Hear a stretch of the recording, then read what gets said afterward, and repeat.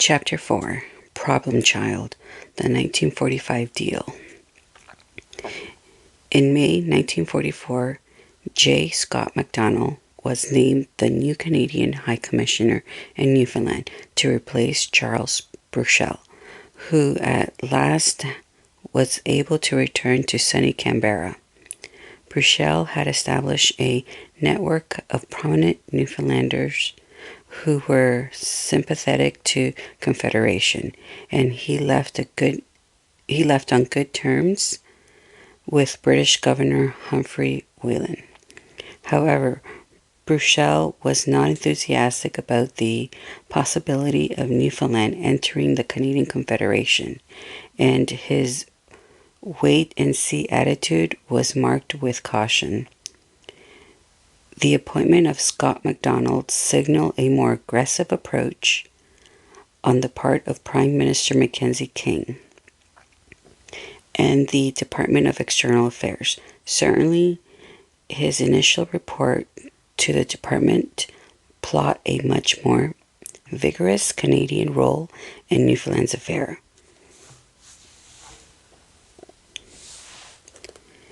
It is hardly likely that there would arise spontaneously a sufficient demand for federation with Canada to lead to the appointment by the proposed National Convention of a delegation to proceed to Ottawa to ascertain if the Canadian government were willing to admit Newfoundland into Confederation, and if so, on terms that would be acceptable. In these circumstances, I have been wondering whether it would be good policy to take an initiative in the matter. The present would not be a propitious moment to secure a majority for federation with Canada. We would, however, probably have to wait many years before a really populous conjunction of circumstances would arise. Example, a government finding itself facing a depression and financially unable to carry on. Canada itself would hardly escape from the effects of any such depression. A public opinion would then be adverse to accepting new commitments. Moreover, if Newfoundland is to enter Confederation, there would be many advantages from our point of view in having the matter consummate during the next year or two rather than a decade hence. At any rate, of one thing we would be reasonably sure: we would get a far more favorable and more valuable verdict through a plebiscite of the people than we would ever get through waiting for the return of responsible government and having the matter voted on by the Assembly.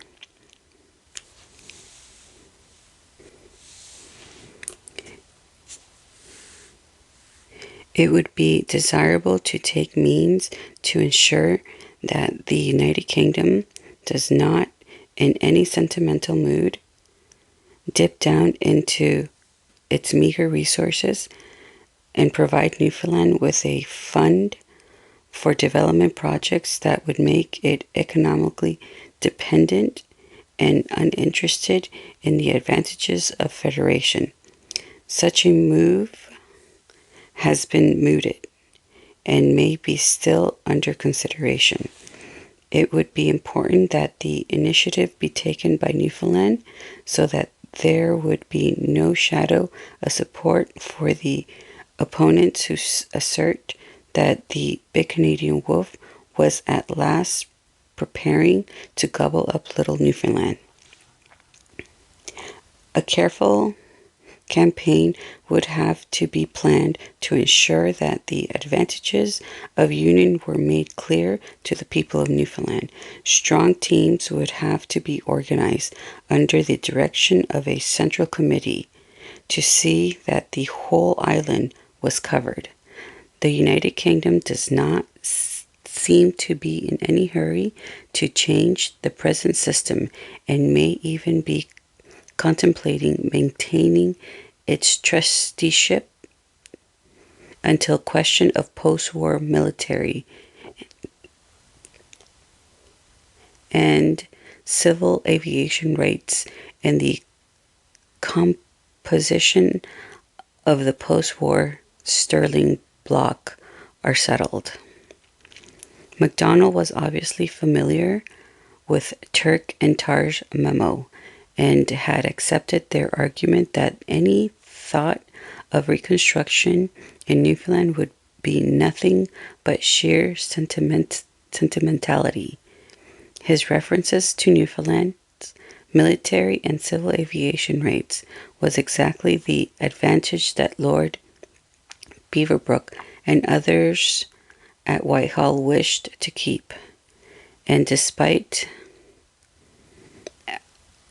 avowals to the contrary, MacDonald had deep suspicions that the British secretly wished to hold on to Newfoundland indefinitely.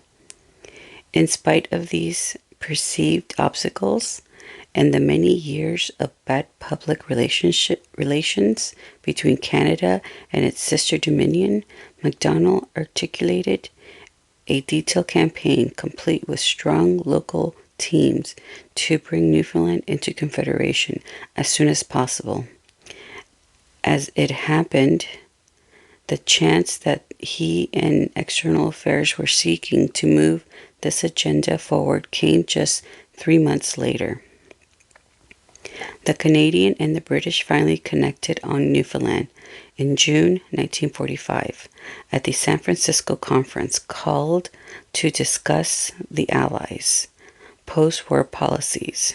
This meeting gave Hume Wrong from the External Affairs the opportunity to discuss the Newfoundland situation personally with Lord Cranborne. On June 6, Wrong reported to J.E. Reid, the acting Undersecretary of State for External Affairs.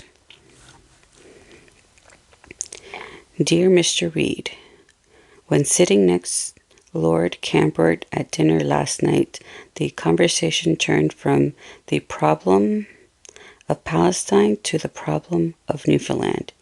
He agreed with my remark that Newfoundland was the problem child of the Dominion's office and said that some new steps would have to be taken without much delay.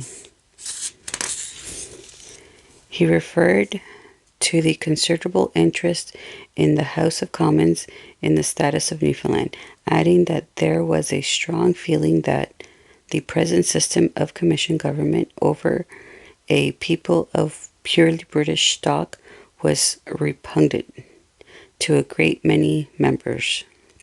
He was interested to hear that the antipathy of Newfoundland towards union with Canada seemed to be receding, and I should judge that he personally feels that this would be the most satisfactory outcome from the point of view of the United Kingdom government. I then touched on the question of financial assistance and mentioned our unavoidable involvement in any measure of financial assistance with the United Kingdom might extend to Newfoundland in view of the existing dollar sterling positioning.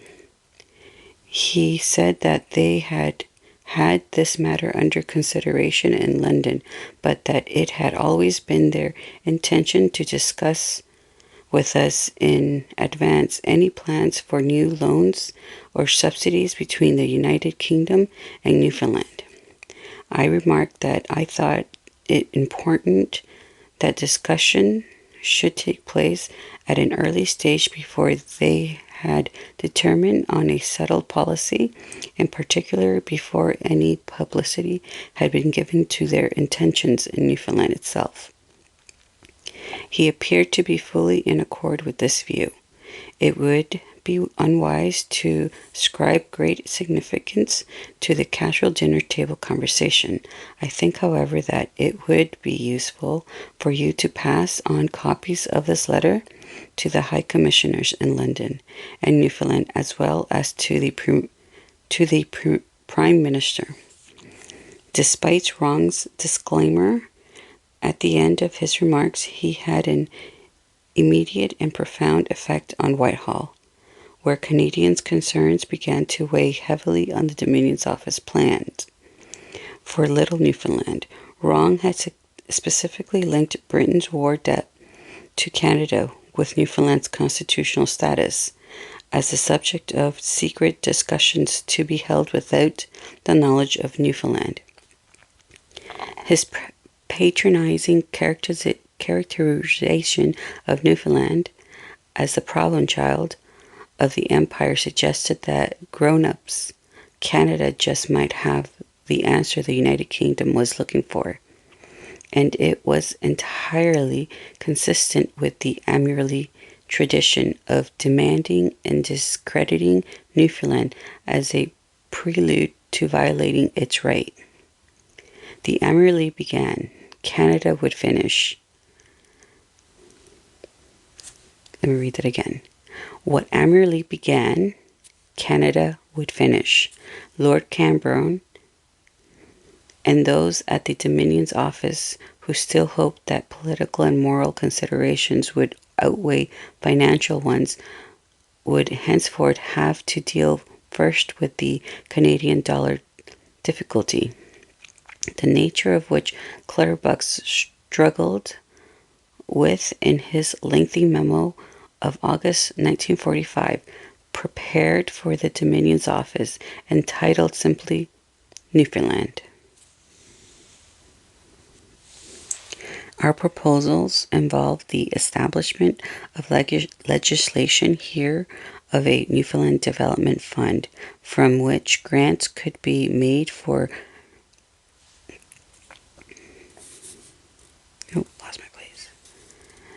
reconstruction development in Newfoundland, up to $100 million over a period of 10 years. The currency of Newfoundland, however, is Canadian dollar, of which we shall, of course, be very short for many years to come. And the Treasury have felt that in these circumstances, the final objections to our proposal are overriding. The main points are: during the war, the Canadians have made available to us at their own expense the goods which we were unable to pay for. This state of affairs will, of course, come to an end immediately the Japanese war ends, but our essential requirements from Canada will nonetheless continue after the war at a level far in excess of our possible earnings of Canadian dollars. We shall have to borrow large sums of the Canadian government from the Canadian government, and will be essential if we are to get through our difficulties that these borrowings should be kept to an absolute minimum. In this number 2, in this general situation, our Newfoundland proposal in practice could only be financed by increasing our borrowings from Canada. This would merely aggravate our balance of payments difficulty and would impose an unfair burden on the British exchanger. Nonetheless, we have continued to press our proposal on the Treasury, pointing that His Majesty government have assumed a special responsibility for the welfare of Newfoundland, and that difficult as the position may be, that one thing that is clear is that we cannot run away from this responsibility, nor indeed will Parliament and public opinion here allow us to do so.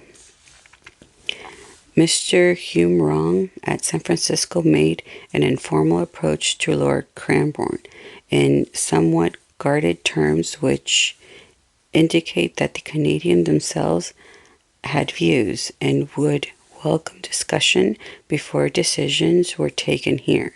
He implied also that the Canadian government might take it amiss if we were, as it were, to overdo our assistance to Newfoundland and put them in so stable a financial position as to preclude any possibility of Newfoundland's opinion turning in favor of Confederation with Canada. The interest now evidently being taken in Canadian government circles of the Newfoundland problem is significant, and it is clear that both from the financial and also from the political point of view, early discussions with the Canadians are called for. In July 1945, Clement Attlee Labour Party was elected to power, and Lord Addison was named Secretary of State for Dominion's Affairs. With the new government came a new resolve to settle the constitutional dilemma in Newfoundland. Clutterbuck's analysis in hand, Lord Addison wrote to Attlee on September 5th, 1945.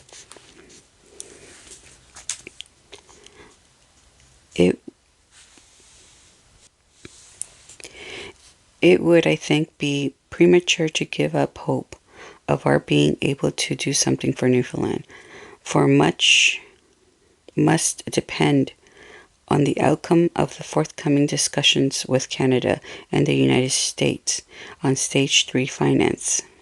However, this may be, I think it urgent to proceed with informal talks with the Canadians on the whole Newfoundland problem as soon as possible, and the Chancellor having agreed to this, I propose to send out Mr. Clutterbuck to Ottawa as soon as this can be arranged. I hope it may be possible for the visit to take place in the course of this month, which would enable me to consult you further as to the position before Parliament reassembles. The Stage 3 talks mentioned here refer to the high-level and comprehensive talks among Great Britain, the United States, and Canada on post-war finance and reconstruction. In his reply to Lord Addison, Attlee agreed to the meetings with the Canadians, but he still seemed to hold out hope for the doomed reconstruction scheme in Newfoundland. Thank you for your note. I am interested to know of the forthcomings of the Canadians. They will have to make a very good offer to overcome the particularities and local prejudices of the Newfoundlanders, to say nothing of the vested interest of the Water Street merchants. The late Prime Minister Churchill always took the line that we ought to deal generously with the Newfoundlanders, the amount required for them being a drop in the ocean of our own liabilities. It remained to be seen whether Newfoundland would get that drop. A key moment in the fate of Newfoundland had arrived. Wrong's meeting with Lord Cranborne in San Francisco also had a stimulating effect at the Department of External Affairs in Ottawa. On September 25, 1945, Norman Robertson wrote another long memo to Scott MacDonald on the pros and cons of union. He noted with some unease that individualism, sensitiveness to criticism from outside, and a general backwardness of outlook are, moreover, strongly marked characteristics of the islanders that would not make for tractability on their easy assimilation into the Dominion. As always, the downside of the Confederation equation was the Newfoundlanders themselves. Despite these grave concerns, and after a review of Canada's defense position on the island and the resources involved, Robertson brought himself around to MacDonald's position. It is impossible that we should take the initiative ourselves rather than leave it to Newfoundland. If the United Kingdom government were agreeable to union, as there is good reason to believe it would be, we might then ask that the Newfoundland people be advised accordingly and that the United Kingdom give its blessing to Federation. This approach of laying the cards on the table with the Newfoundlanders and allowing them to make their own choice in light of British and Canadian concerns would have been the proper procedure to follow. Certainly it would have resulted in less dissonance than the path of concealment and deception that was chosen. But Robertson's suggestion of informing the Newfoundlanders about the solution envisioned was too transparent for officials in London, who had little respect for Newfoundland voters and much regards for their own opinion. The High Commissioners ignored the part of Robertson memos and seized on external affairs approval of his more proactive approach on the island. He replied enthusiastically to Robertson, "The soundest plan would be for me to be authorized privately and on a personal basis to suggest to leading citizens of Newfoundland, who I already know to be generally well disposed, to proceed with the information of a committee to advocate union. It would be for them to work up latent public interest in the matter and ensure that when the convention meets to consider future form of government, a motion would be introduced favoring the dispatch of delegation to Ottawa to ask the Canadian government on what terms Newfoundland could unite with the Dominion."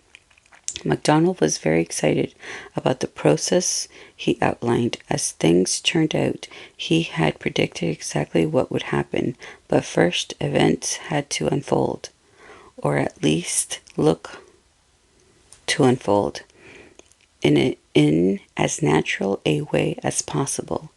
He concluded, "It would be unfortunate, I think, if any overzealous individual should attempt to premature crusade on his own, hoping to capture the leadership. I have therefore refrained from giving encouragement to anyone likely to be so minded." Apparently, there was no need to identify for Robertson who that overzealous confidence might be.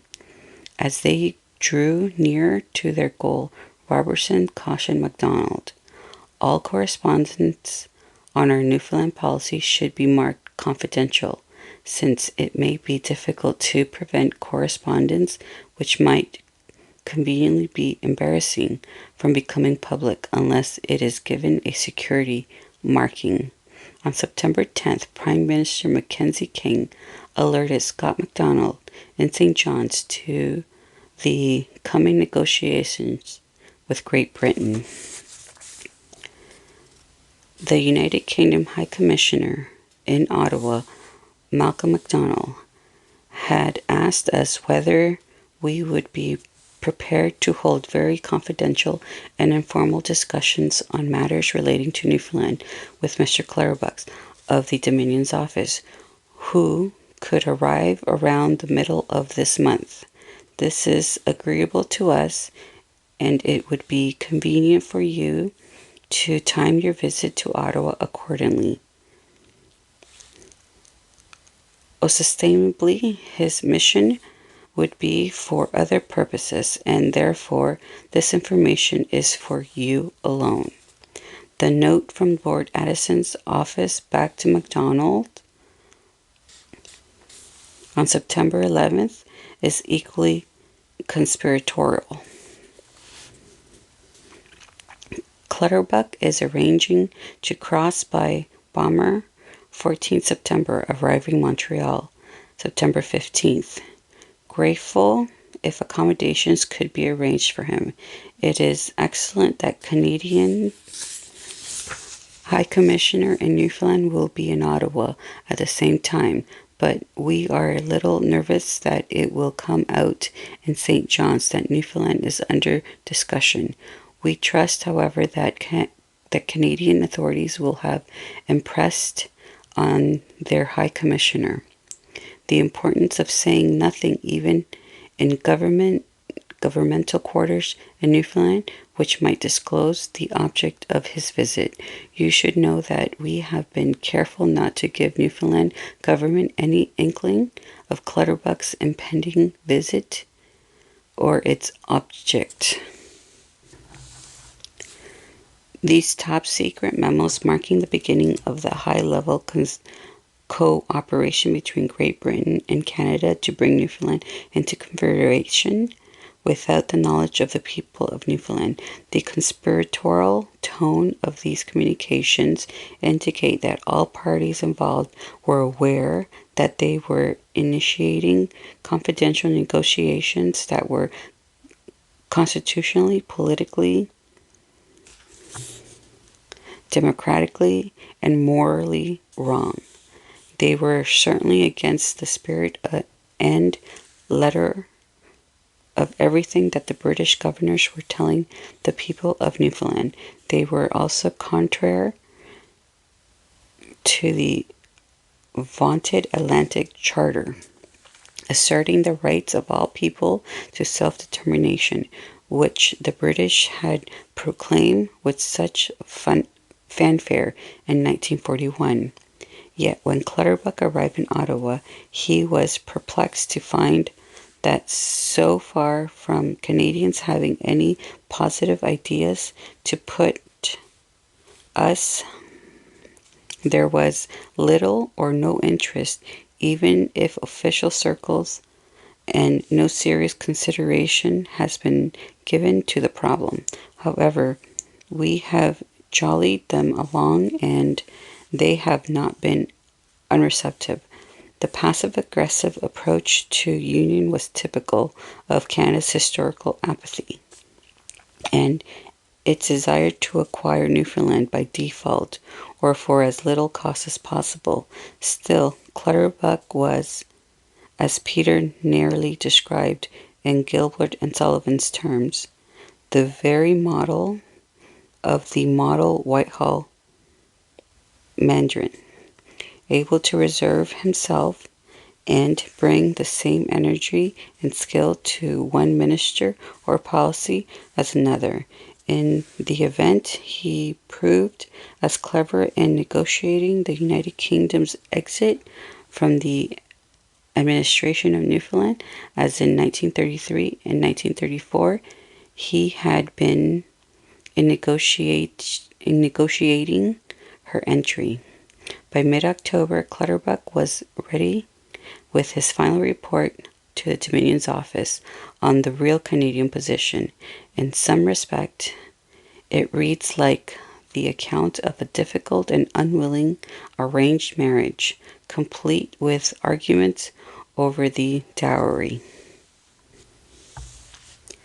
I arrived in Ottawa on the 15th of September to compare notes with the Canadian on the Newfoundland problem.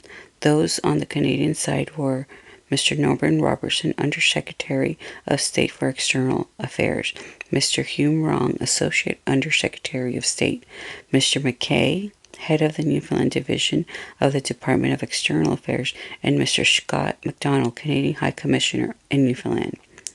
I, for my part, was accompanied by the Deputy High Commissioner, Mr. Holmes, and the Senior Secretary at the High Commissioner's Office, Mr. Gardner. As a result of an informal approach made by Mr. Hume Wrong to Lord Cranbourne at San Francisco, and of certain subsequent remarks made by Mr. Mackenzie King to Lord Cranbourne, we had gathered the impression that the Canadians had themselves been given a good deal of thought to the Newfoundland problem, and had certain ideas which they were anxious to discuss with us before conclusion as to the future policies were reached. I went on to explain that we were most anxious to ensure that any new government taking over the island would have reasonable prospect of financial stability. With this object in view, we had hoped to accompany our proposal on the constitutional side by a 10-year reconstruction program financed by a special created Newfoundland Development Fund. Unfortunately, these hopes had now been dashed by the difficulties of our dollar position. The whole Newfoundland situation would accordingly have to be reconsidered by my government, and it would be of the greatest help to know how the position was viewed by the Canadian authorities and what was the attitude towards the future of the island. To my surprise, the initial reaction of the Canadian officials to this approach was almost entirely negative. They began with explaining that there was almost complete absence of interest in Canada in Newfoundland affairs. This applied not only to the Canadian public but also to Canadian ministers and officials. The fact was that Canadians had too many problems of their own to concern themselves with Newfoundland. Against this general background of lack of interest, it would be politically out of the question for the Canadian government to provide us with dollars necessary to finance reconstruction in Newfoundland. All the more so as any money provided for this purpose would reduce pro tanto the funds which would otherwise be available to us for financing United Kingdom imports from Canada. Similarly, there could be no question of their being able, under present conditions, to make any direct contribution themselves to reconstruction in the island, since this would at once get them into trouble with their own provinces. They must appreciate our action in consulting them, but could see no prospect in the circumstances of being able to help. I did not conceal my disappointment at this reply, and pointed out that such a position would be very unsatisfactory from the Newfoundland point of view. If we on our side were unable to help her in her reconstruction measures owing to lack of dollar, while the Canadians on their side were not disposed to do so owing to lack of interest, who could be surprised if Newfoundlanders began to think seriously of turning to the United States? At this stage, the Canadian officials became more helpful, and I was asked what my government's reaction would be if the Canadian government were to indicate to us that they would welcome a recommendation by the proposed National Convention in favor of Newfoundland joining up with Canada. In reply, I said that any such invitation would be warmly received by my government. It had always been felt that the union with Canada was the island's natural destiny. It was agreed that as the next step I should have to talk with Mr. McKay and Mr. Scott MacDonald and examined with them the financial implications of a decision by Newfoundland to enter the Canadian Confederation. Canadian officials explained to me that it would be very desirable to avoid a situation in which special treatment would have to be given to Newfoundland, since this would certainly create difficulties with the Canadian provinces and lead to undesirable controversy. Matters would be much easier from their point of view if Newfoundland could make both ends meet on the same financial terms as were applicable to the Canadian provinces. Reporting on previous discussions between the Canadian Prime Minister, who was also Secretary of State for External Affairs at this time, and the British High Commissioner Clutterbuck, noted The view expressed by Mr. Mackenzie King in conversation with Mr. Malcolm MacDonald were clear and decided and may be summarized as follows. He regarded entry of Newfoundland into the Canadian Confederation as natural, desirable, and inevitable. On the other hand, it would be essential that the initiative should clearly be seen to come from them, and both we and Canada would have to be very careful to say that to do nothing which might look like bouncing them or give rise to suspicion that we were engaged in a conspiracy to achieve this result.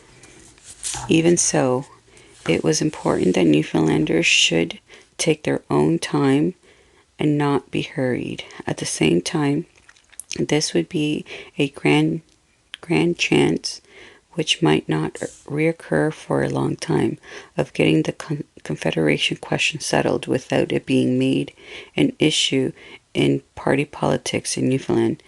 Delay, too, might bring another danger, such as tendency for the island to swing into the United States orbit, which would be very embarrassing. I reported this very encouraging reaction to the Canadian group of officials who were obviously much relieved and pleased. They admitted frankly that they had been drifting with no clear policy and were delighted that they now had a definite objective to aim at. Although this description of the discussion evokes an empire in search of an emperor, Clutterbuck was probably trying to put some spine into the Attlee government's position with Ottawa on Newfoundland. Certainly, it had the effect of flattering Clutterbuck's own effort to reach an agreement. Ottawa, for its part, had definite ideas on how the British should proceed. Canadian officials expressed the view that it would be very desirable to make it clear in the statement that Newfoundland should not count on receiving further financial assistance from the United Kingdom. This would accord with the realities of the position and would they thought assistance. Let me start that again. Sorry. This would accord with the realities of the position and would they thought assistance Newfoundlanders to turn their thoughts to Canada. It was left finally that each side would consider the position now reached and that when our statement had been made in Parliament, it might be useful to examine between us possible way of influence Newfoundland's opinion behind the scenes. I said that the Secretary of State would no doubt wish to have a word himself with Mackenzie King on the matter while he was in London, and Mr. Norman Robertson said that he would also be at our disposal in London for a further talk whenever we should think one useful. While Clutterbuck was striking a deal over Newfoundland with the officials at External Affairs, Hugh Dalton, the new Chancellor of the Exchequer, was similarly engaged with officials of the Department of Finance over post-war finances.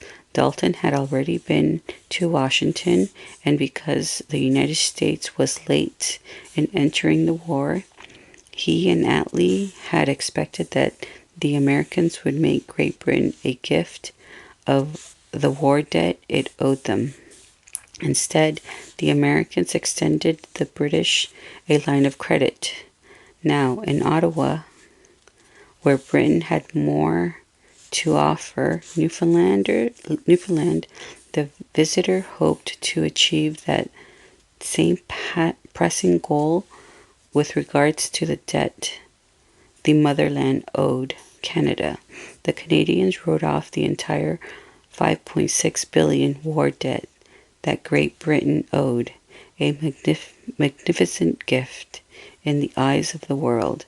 In another act of spontaneous generosity, Ottawa extended a $1.2 billion loan at 2% interest. Canada also agreed to take over the Newfoundland sterling debt. Britain had gotten everything it wanted, and in turn, it would deliver Newfoundland to its generous Canadian partner.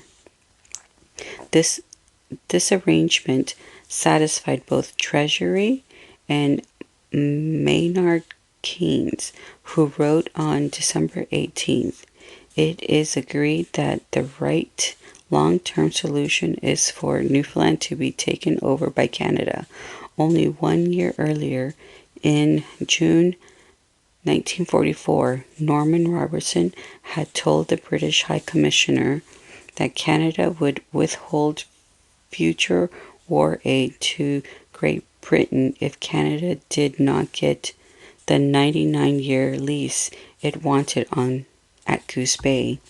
Canada got Goose Bay.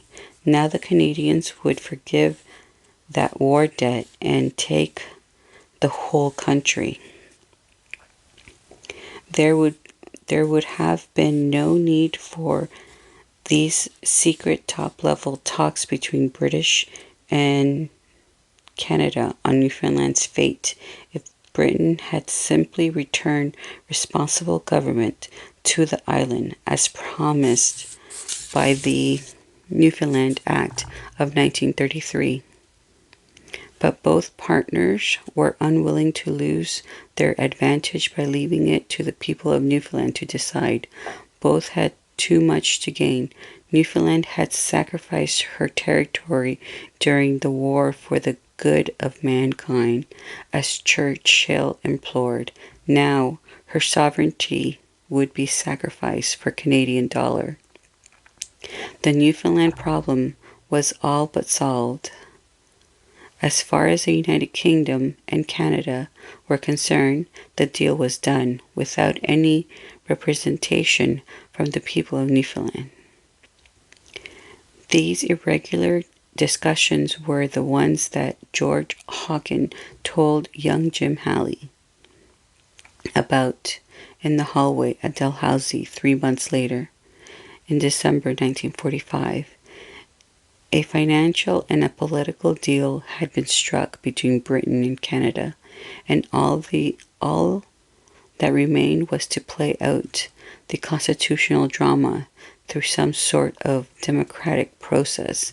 Everything would depend on the ability of Britain and the British government in Newfoundland to control that process to assure the desired result. The Treasury had won out over political and imperial considerations, as it was bound to do. Great Britain was bankrupt and must divest itself of its holdings. Canada was now waiting for Newfoundland, and it would help set the terms and conditions for the coming constitutional contest. The ringing words in the Fishermen Workers' Tribune in 1941, when the Charles Burchell was appointed to St. John's, that the Canadian High Commissioner would now replace the British Governor as the financial arbiter of Newfoundland's affairs, were entirely correct, though premature. The chastened tone in the memo from Lord Addison to the War Cabinet reflected the new reality at the Dominion's office. We must, I feel, adapt our policy to the changed conditions, and since we cannot now look ourselves to helping Newfoundland financially, we should now guard union with Canada as the objective to be aimed at. It would, of course, be most important that no hint that this is the solution which we envision should be allowed to come out either here or in Newfoundland. The initiative must be left entirely to the Newfoundlanders, and we must take care to avoid any appearance of seeking to influence them in any way. At the same time, we must say or do nothing which would conflict with this objective or make it harder to achieve.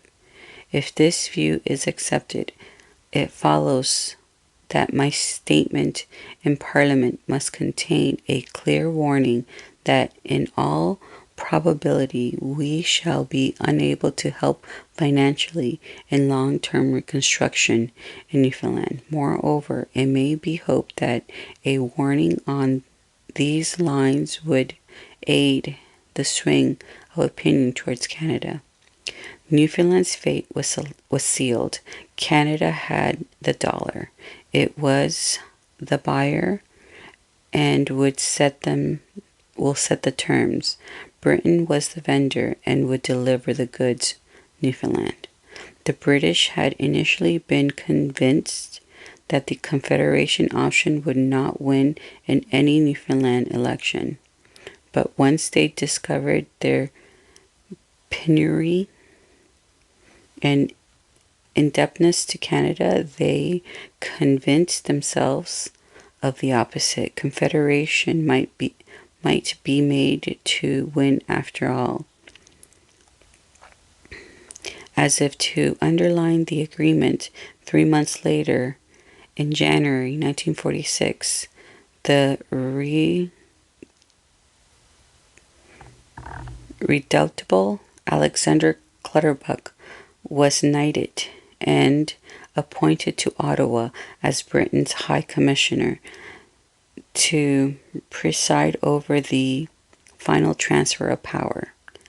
The only disagreement now between the two conspirators would be on how best to execute their scheme. The first of these top-secret consultations would be about the terms of reference for the Newfoundland National Convention itself. With Canada now in a position of power, if not control, a new ease and confidence prevailed in Ottawa. On October 18th, Mackenzie King had what he described as a most delightful and refreshing conversation with Lord Addison, the new Secretary of State for Dominion Affairs, at the Dominion's office. In a word, the British governor are to allow the people of Newfoundland to decide on its future in some convention to be held in the coming year.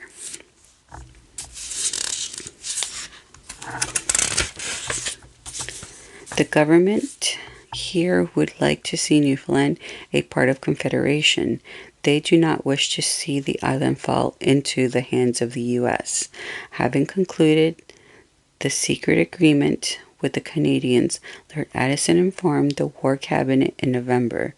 I now propose, with the approval of my colleagues, to make my proposal statement on Newfoundland in the House of Lords at an early convenient opportunity. The draft statement has also formed the subject of confidential consultation with Canadian authorities. Nothing will go to Newfoundland. Now, from London, that was not first reviewed by Ottawa. On December 1st, in accord with their agreement, the Canadian received an advance copy of Lord Addison's statement on the terms of reference for Newfoundland's National Convention. And this one says top secret. It will be the duty of Newfoundland National Convention to review all the alternative courses open to the island and to make recommendations to His Majesty Government as a basis for a national referendum. It is fitting, therefore, that it should be given wide terms of reference, and these will take the following form: to consider and discuss amongst themselves as elected representatives of the Newfoundland people the changes that have taken place in the financial and economic situation of the island since 1934, and bearing in mind the extent to which the high revenues of recent years have been due to wartime conditions, to examine the position of this country and to make recommendations to His Majesty's government as to possible forms of future government, to be put before the people at a national referendum. Our relations with Newfoundland have been so special, and Newfoundlanders have played such a gallant part in the war, that it would, I know, be the wish of all to ensure to any new government which may take over the island the fairest possible start. But we must, above all, be careful not to promise what we may not be able to perform. And the special difficulties of our financial position over the next few years may well preclude us from undertaking fresh commitments. As your lordship will understand what I have said, the object of the procedure proposed by His Majesty's government is to enable the people of Newfoundland to come to a free and informed decision as soon as possible of their future form of government. I know that this House, which has always been so solicitous for the welfare of the people of the island, will wish them well in the exercise of their choice. With this somewhat uncourteous announcement, Newfoundland was effectively cut loose from the motherland after 400 years. Their special relationship, in quotations, cancelled out the British special difficulties, in quotations, as Norman Robertson noted in his memo of December 1st to Mackenzie King. The statement of obscure and perhaps intentionally so as to whether the convention is expected to recommend a single scheme or to propose alternatives. The statement warns, however, that the United Kingdom cannot make any financial commitments at the present time. This will no doubt disappoint many Newfoundlanders and may induce them to look for other alternatives. I suggest our best course is to make certain that neither the statement itself nor the method proposed for consulting the people of Newfoundland should prejudice due considerations of Confederation. For his part, Prime Minister Mackenzie observed, also, I thought the British government had used form of government deliberately. The significant matter to be decided at present being whether the Commission form a government would continue or a responsible government, either within the island itself or as part of some larger confederation. Mr. Robertson agreed that in the circumstances he would not suggest any significant alteration of the memorandum. Vincent Massey, the Canadian High Commissioner in London, was doubtful. The words as to possible future forms of government might be held strictly to rule out the possibility of Newfoundland joining the Canadian Confederation. The Dominion's office quickly allayed his fears. In a telegram marked important top secret, Lord Addison informed Robertson that Canadian authorities can be assured that there is no risk of any such narrow interpretation as is suggests being placed upon terms of reference. Having arranged the terms of reference for the Newfoundland National Convention to Canada's satisfaction, the British government was finally ready to announce the plan to the Newfoundlanders. And this marks the end of Chapter 4. Now, there is about 10 pictures for this chapter, which obviously I cannot read. So go buy the book. I'll try to post them. Thank you.